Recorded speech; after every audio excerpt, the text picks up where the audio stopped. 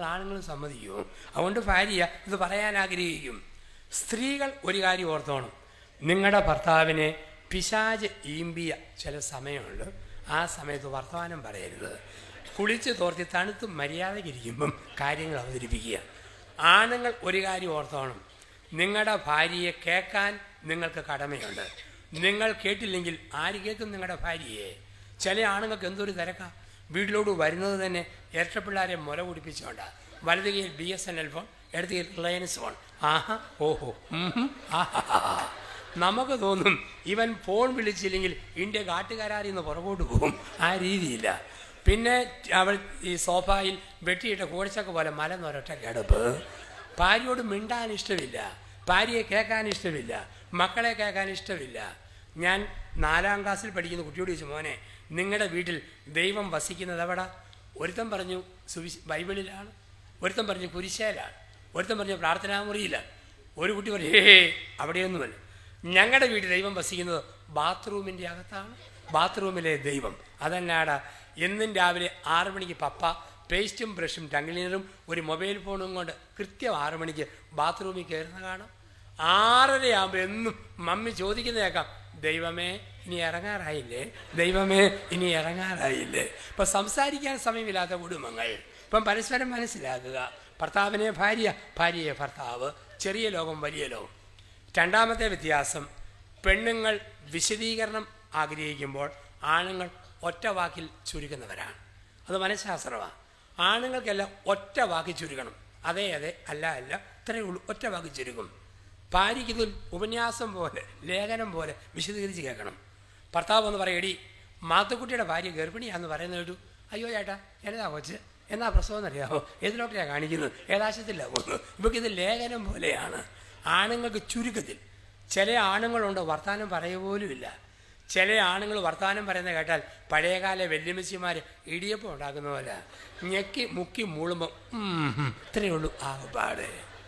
ചില പുരുഷന്മാർ ഭാര്യ പിണങ്ങിയിരുന്നാലും അതറിയാത്തവന്മാരെ കണ്ടിട്ടുണ്ട്. ഒരു സ്ത്രീ 3 ആഴ്ച കെട്ടിയവനോട് പിണങ്ങിയിരുന്നു, ഭർത്താവ് അറിയുന്നേ ഇല്ല. അവസാനം ഭാര്യ തന്നെ മടുത്തിട്ട് ചോദിച്ചു, എൻ്റെ പൊന്നു മനുഷ്യ, ഞാൻ 3 ആഴ്ച പിണങ്ങിയിരുന്നിട്ടും തനിക്കൊന്നും തോന്നുന്നില്ലേ? ആ, നീ പിണങ്ങിയിരിക്കായിരുന്നോടി, ഞാനത് അറിഞ്ഞില്ലല്ലോ.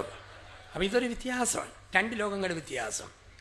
മൂന്നാമത് ഒരു വലിയ വ്യത്യാസമുള്ളത്, പെണ്ണുങ്ങൾ ക്ഷമിക്കും പക്ഷെ മറക്കുകയില്ല. ആണുങ്ങൾ മറക്കും പക്ഷെ ക്ഷമിക്കുകയില്ല. കാരണം ആണുങ്ങൾ 100 കൂട്ടം കാര്യങ്ങൾക്കിടയിൽ ചില കാര്യം മറന്നുപോകും. പക്ഷെ അവസരം വരുമ്പോൾ ചാരം മൂടിയ തീക്കട്ട പോലെ, ചാരം പറക്കുമ്പോൾ തീക്കട്ട തിളങ്ങുന്നത് പോലെ പിന്നെയും ഇങ്ങോട്ട് തേടി വരും. ക്ഷമിക്കുകയില്ല. പക്ഷെ പെണ്ണുങ്ങളോ എല്ലാം ക്ഷമിക്കും പക്ഷെ മറക്കുകയില്ല. ഇങ്ങനെ പറവറാന്ന് പറഞ്ഞുകൊണ്ടിരിക്കും. ഒരു കാര്യമില്ല. ഭർത്താവ് 2009 കുടി നിർത്തിയതാണ്. 5 വർഷമായി കുഴപ്പമൊന്നുമില്ല. എങ്കിലും 2014 നവംബർ 30 പറയും, ഓ തന്നെ 2008 മുടിഞ്ഞ കുടി, അല്ലെ കുറെ കൂടെ കാശ് ഇവിടെ കാണാനായിരുന്നു. ഓരോ ആവശ്യമില്ലാത്ത ചൊറിഞ്ഞ വർത്താനം പറയുക. ക്ഷമിക്കും പക്ഷെ മറക്കുകയില്ല. മാത്യു സാറ് മോട്ടോർ സൈക്കിളിൽ വൈകിട്ട് 4 മണിക്ക് സ്കൂളിൽ നിന്നും വീട്ടിൽ വന്നു. ഭാര്യയോട് പറയടി, മേരിക്കുട്ടി സ്കൂളിൽ ഒരു പുതിയ ടീച്ചർ ശൈലജ കാണണം. തക്കാളിപ്പഴത്തിൻ്റെ നിറവ, പാദം മുട്ടി മുടി, പക്ഷേ മുഖത്ത് കുറ്റിമീശയ, നോക്കുമ്പോൾ ഏതാണ്ട് പോലിരിക്കുന്നു. ഭാര്യ പറഞ്ഞു, വല്ല പെണ്ണുങ്കോ മീശയോട് അവൾ അവിടെ മീശ കൊണ്ട് അവിടെ വഴിക്ക് പോട്ടെ മനുഷ്യ, തനിക്ക് എന്താ കാര്യം? അങ്ങ് പറഞ്ഞില്ല, അങ്ങ് തീർന്നു. വർഷങ്ങളിങ്ങനെ കഴിഞ്ഞു പോയി. കാലചക്രം ഉരുണ്ടുകൊണ്ടിരുന്നു. 4-5 വർഷങ്ങൾ കഴിഞ്ഞു. ഒരു ദിവസം ഇതേ മാത്യു സാറ് മോട്ടോർ ബൈക്കിൽ വൈകിട്ട് 7:30 വീട്ടിലോട്ട് വരുന്നു. അത് കറണ്ട് കെട്ടിൻ്റെ ദിവസമായിരുന്നു. ഇദ്ദേഹം ഇരുട്ടത്ത് ഗേറ്റ് കടന്ന് വരികയും പൂന്തോട്ടത്തിന് സൈഡ് കെട്ടാൻ വേണ്ടി കുറച്ച് ഹോളോ ബ്രിക്സ് ഇഷ്ടിക ഇറക്കി വെച്ചിട്ടുണ്ട്. അറിയാത്ത മാത്യു സാർ ഇഷ്ടിക തട്ടി താഴെ വീണു. ഇടത് കേട്ട് തൊലി പോയി. ഇയാൾ അരിശത്തോട് വീട്ടിൽ ചെന്നു, റെഡി നീ എന്നാലും വെമ്പർ നോക്കിയ, ഇരുട്ടല്ലേ, ഹോളോ ബ്രിക്സ് ഇറക്കി വെച്ചെന്ന് പറയേണ്ടായിരുന്നു. എൻ്റെ കയ്യെങ്ങാനും ഒടിഞ്ഞു പോയാലും ഞാനിത് കണ്ടുപിടി. ഉടനെ ഇവിടെ പറഞ്ഞിട്ട് പിന്നെ വലിയ കാര്യമായി. ശൈലജ ടീച്ചറിൻ്റെ കുറ്റിമീശ കണ്ട ആൾക്ക് ഇഷ്ടിക കാണാൻ വലിയ പ്രയാസമല്ലേ. ഇതാണ് മനസ്സിൽ കിടക്കും, ക്ഷമിക്കും പക്ഷെ മറക്കുകയില്ല. ഇതിങ്ങനെ പറഞ്ഞുകൊണ്ടിരിക്കും. 4ാമത് ഒരു വലിയ വ്യത്യാസം. അടുത്ത വ്യത്യാസം എന്ന് ചോദിച്ചാൽ, ആണുങ്ങൾ ഒരു സമയം ഒന്നിൽ ശ്രദ്ധിക്കുമ്പോൾ പെണ്ണുങ്ങൾ ഒത്തിരി കാര്യത്തിൽ ശ്രദ്ധിക്കുന്നവരാണ്. അതൊരു വലിയ പ്രത്യേകതയാണ്.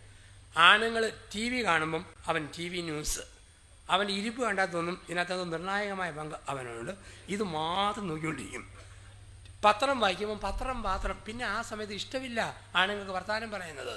TV കാണുമ്പം ചുമ്മാ പെണ്ണുങ്ങൾ വർത്തമാനം പറഞ്ഞുകൊണ്ട് ഈ പറയലും ആണുങ്ങൾക്ക് അരോചകമാണ്. അതുപോലെ പത്രം വായിക്കും ഗുണഗുണമെന്നും പറഞ്ഞുകൊണ്ട് പുറകെ ചെന്ന് നിൽക്കും, ആണുങ്ങൾക്ക് ഇഷ്ടമില്ല.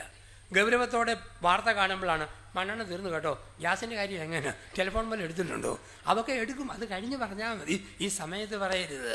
ഇത് മനസ്സിലാക്കിയില്ലേ, കൊച്ചു കൊച്ചു കാര്യങ്ങളിലൂടെ ഭർത്താവ് ഭാര്യയിൽ നിന്ന് അകലാൻ തുടങ്ങും, ഭാര്യ ഭർത്താവിന് സ്നേഹമില്ലെന്ന് അവൾ കരുതാനും തുടങ്ങും. അടുത്ത വ്യത്യാസമെന്ന് പറഞ്ഞാൽ, ആണുങ്ങൾ ഒരു സമയം ഒരു കാര്യം വൃത്തിയായി ചെയ്യുമ്പോൾ പെണ്ണുങ്ങൾ ഒരേ സമയം 10 കാര്യങ്ങൾ ചെയ്യും, അല്പം വൃത്തിക്കുറവുണ്ടാവും.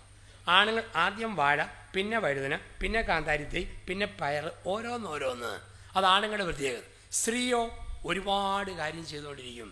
കുഞ്ഞിനെ മുലയൂട്ടും, അരിയാട്ടും, ഇങ്ങനെ ടെലിഫോൺ എടുക്കും, കോളിമ്പല് നോക്കാൻ പോകും, പുതപ്പ് കുടഞ്ഞു വിരിക്കും, ഒത്തിരി കാര്യം ചെയ്യും. ആണുങ്ങൾ ചെയ്യുന്നത് പോലെ സാവധാനത്തിൽ പെണ്ണുങ്ങളും ജോലി ചെയ്താൽ കുടുംബത്തിലൊന്നും നടക്കുകയില്ല. സ്ത്രീ ഇതുപോലെ ചെയ്താലേ ഒരു കുടുംബം കൊലയാതെ പോകൂ. കൊച്ചു കുഞ്ഞുങ്ങളോട് സാറ് ചോദിച്ചു, ലോകത്തിലെ ഏറ്റവും വലിയ അത്ഭുതം. ഒരു കുട്ടി പറഞ്ഞു ഐപാഡ്, ഒരുത്തൻ പറഞ്ഞു ടാബ്ലറ്റ്, ഒരുത്തൻ പറഞ്ഞു കമ്പ്യൂട്ടർ, ഒരുത്തൻ പറഞ്ഞു ലാപ്ടോപ്പ്. ഒരു കൊച്ചു പറഞ്ഞേ ഏറ്റവും വലിയ അത്ഭുതം എൻ്റെ അമ്മയാണ്, എൻ്റെ അമ്മ. അതന്നെ എൻ്റെ സാറേ, എൻ്റെ അമ്മയ്ക്ക് എത്ര കൈകളാണെന്നറിയാമോ? വെളുപ്പിനെ എന്നെ കുലുക്കി വിളിക്കാൻ 2 കൈ, തലയിലെണ്ണ തൂത്ത് തരാൻ കൈ, വെള്ളം തലയിൽ താടാതെ തോർത്തി തരാൻ കൈ, ഷർട്ടിൻ്റെ പണ്ട് ഇട്ട് തരാൻ കൈ, ചോറും പൊതി കെട്ടിത്തരാൻ കൈ, രാത്രിയിൽ തലേന പോലെ മടക്കി വെച്ച് തരാൻ കൈ. എൻ്റെ അമ്മയാണ് ലോകത്തിലെ ഏറ്റവും വലിയ അത്ഭുതം. ഒരു കാര്യം ഓർത്തോണം, സ്ത്രീ ഒരുപാട് കാര്യം ചെയ്യുമ്പം അല്പം കുറ്റങ്ങളും കുറവുകളും വരുമ്പം അന്തസ്സുള്ള പുരുഷന്മാർ അതിനെക്കുറിച്ച് മിണ്ടരുത്, കമൻറ്റ് പറയരുത്. ചില ആണുങ്ങൾക്കൊരു തോന്നലുണ്ട്, ഭാര്യയെക്കുറിച്ച് എന്തെങ്കിലും കുറ്റം പറഞ്ഞാലേ ഞാൻ പുരുഷനാവൂ, ഭർത്താവൂ. ആ ചിന്തയുള്ളവരുണ്ട്. എൻ്റെ അപ്പന് എൻ്റെ അമ്മയെ വലിയ കാര്യമായിരുന്നു. അമ്മ എന്നാ ഉണ്ടാക്കിയാൽ അപ്പൻ ഒരു കുറ്റം പറയും, അത് അപ്പൻ്റെ പ്രത്യേകത. സ്നേഹക്കുറവുകൊണ്ടല്ല, രീതിയാണ്. കറി ഒലത്തിയാൽ പറയും എന്നാ ഒലത്താടി, കരിവേപ്പില കമന്ന് കിടക്കുന്നു, സവോള മലന്ന് കിടക്കുന്നു, കടുക് തലയും കുത്തി നിൽക്കുന്നു, ഇതാണ് ഒലത്ത്. അമ്മ മരിച്ചിട്ട് വർഷം 20 കഴിഞ്ഞു. ജ്യേഷ്ഠൻ്റെ ഭാര്യ അപ്പനെ പൊന്നുപോലെയാണ് നോക്കുന്നത്. എന്നാലും ഞാൻ അവധിക്ക് ചെല്ലുമ്പോൾ എൻ്റെ മോനെ എന്നൊക്കെ പറഞ്ഞാലും മോൻ്റെ അമ്മ മരിച്ചതിന് ശേഷം വായി വെച്ച് കൂടാമെന്നൊന്നും ഇതുവരെ കിട്ടിയിട്ടില്ല. എല്ലാവരും കങ്ങം പിടിച്ച ചൊവയ. എന്നൊക്കെ പറഞ്ഞാലും എൻ്റെ അച്ചാമ്മയുടെ ഒലത്തായിരുന്നു ഒലത്ത്. ഇതെന്നാ ഒരു ഒലത്താ, എപ്പോഴാണ് പിടികിട്ടിയത്? മരിച്ച 20 വർഷം കഴിഞ്ഞപ്പോഴാണ് ഒലത്തുന്ന സ്നേഹം സാവധാനം തികട്ടി വരിക. അപ്പം ഇവിടെയാണ് പറയുക, മനസ്സിലാക്കുക, നല്ലത് പറയുക, അംഗീകരിക്കുക. വീണ്ടും ഒരു വലിയ വ്യത്യാസം, പുരുഷൻ എന്ത് ചെയ്താലും തൊട്ട് കാണിക്കാനും ചൂണ്ടിക്കാണിക്കാനുമുണ്ട്, സ്ത്രീ എന്ത് ചെയ്താലും തൊട്ട് കാണിക്കാനും ചൂണ്ടിക്കാണിക്കാനുമില്ല. അതുകൊണ്ട് പെണ്ണുങ്ങൾക്ക് അരിശം വരും.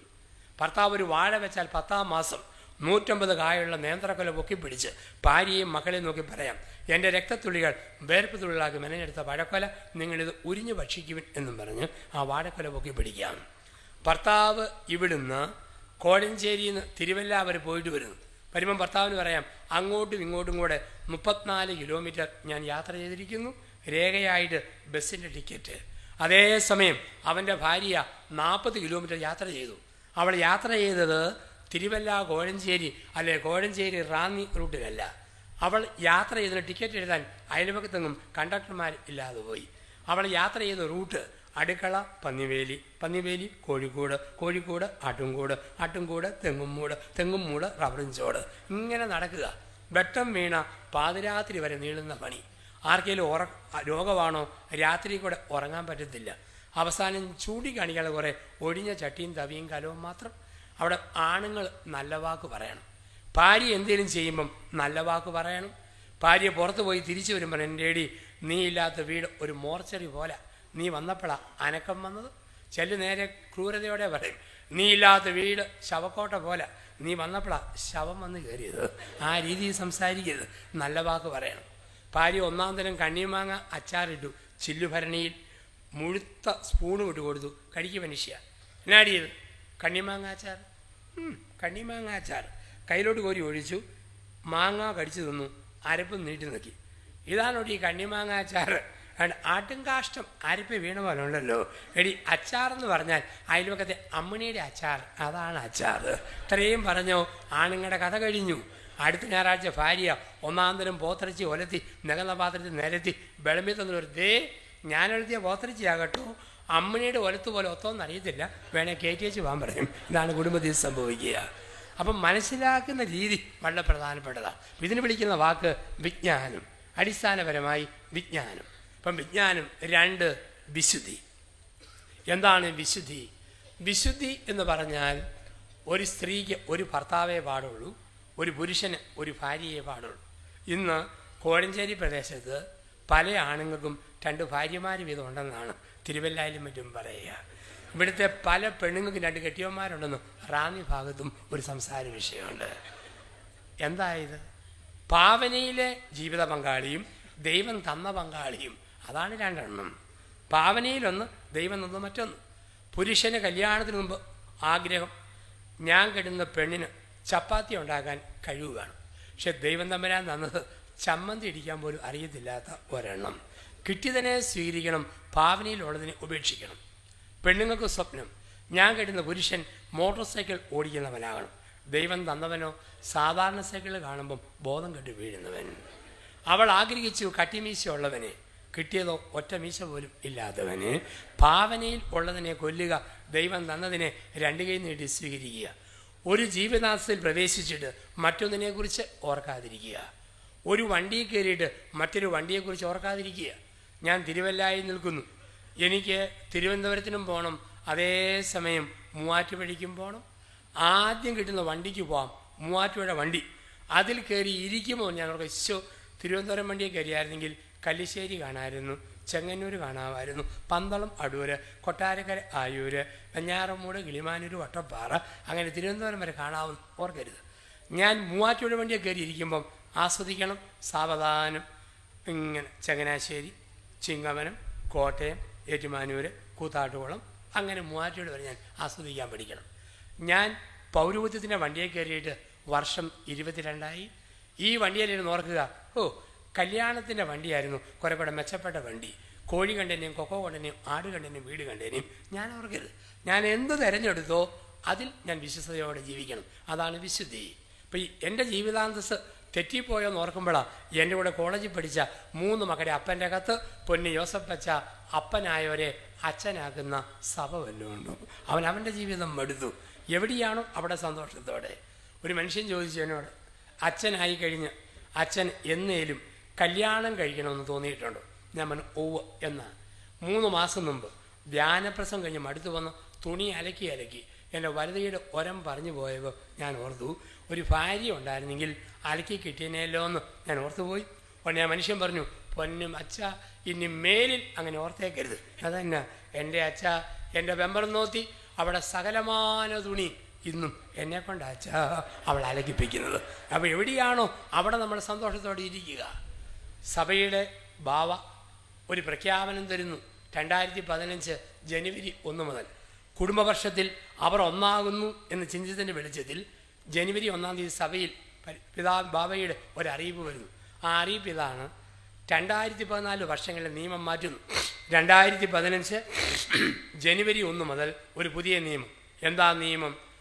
ഒരിക്കൽ മാത്രം ഇപ്പോൾ നിങ്ങൾക്കുള്ള ഭർത്താവിനെ മാറ്റി ഇഷ്ടമുള്ള പുതിയ ഒരു ഭർത്താവിനെ എടുക്കാം. ഒരിക്കൽ മാത്രം ഇപ്പോൾ നിങ്ങൾക്കുള്ള ഭാര്യയെ മാറ്റി ജനുവരി 1 മുതൽ ഒരു പുതിയ ഭാര്യയെ എടുക്കാം. അങ്ങ് പുറകിൽ തൂണുകൾക്കിടയിൽ നിന്നും എന്നെ കാണാൻ മേലാത്ത ഒരു സഹോദരൻ തലപൊക്കി പ്രതീക്ഷയോടെ നോക്കുന്നു. സത്യമാണോ അച്ഛാ? ഇത് ബാബ പറയുന്നതാണോ അത് അച്ഛൻ വെറുതെ പറയുന്നതാണോ? ഒരിക്കലും നടക്കാൻ പോകുന്നില്ല, ഓർത്താൽ മതി. അപ്പം ഇങ്ങനെയൊരു കാര്യം ഇവിടെ അനൗൺസ് ചെയ്താൽ എന്തായിരിക്കും ഈ പന്തലിലെ പ്രതികരണം? പന്തോക്കുസ്താ ദിവസം സെഗിയോൻ മാളികയിലുണ്ടായ കൊടുങ്കാറ്റിൻ്റെ വലിയ എരപ്പ് ഇവിടെ കേൾക്കാം. രക്ഷപ്പെട്ടു. 100-ൽ 60 പേര് ഓർക്കും മാറ്റിയെടുക്കാം.